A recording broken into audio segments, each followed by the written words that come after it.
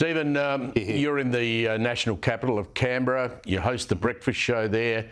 You've had a wonderful summer where all of the politicians have been not there. You haven't had to, queue up behind them in the supermarket. They're all coming back on Wednesday at the cost of $500,000 to debate the stage 3 tax cuts and cost of living. How ridiculous to have a cost of living gathering that's going to cost $500,000 just to put the meeting on.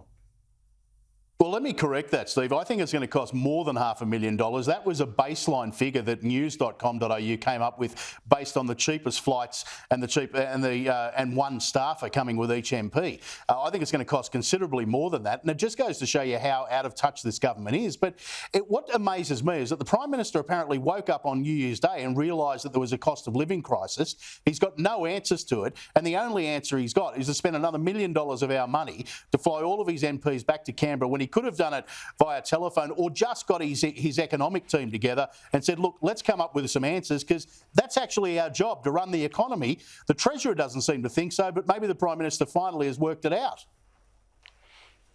Christy, you're an expert in political messaging. How dangerous is it for Anthony Albanese if they fundamentally change that promise of the stage 3 tax cuts? It's hugely damaging. It gives the opposition, it gives Peter Dutton an opportunity to say, we had Labor so far down the hole that they changed their position. It gives him an opportunity to say that he didn't implement any cost of living relief through successive budget.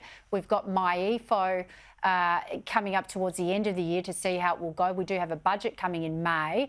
And if the only thing they've got is tinkering around the tax cuts rather than implementing systematic policy solutions around cost of living relief, this exposes Labor as a one-trick pony, and it's a broken promise one-trick pony as well. And it gives Dutton the opportunity to say all the way through to the next election, 2025 or 2024, as some are tipping, that Labor broke its promise. Very damaging in politics. The words still ring in my ears. There'll be no carbon tax under a government that I lead.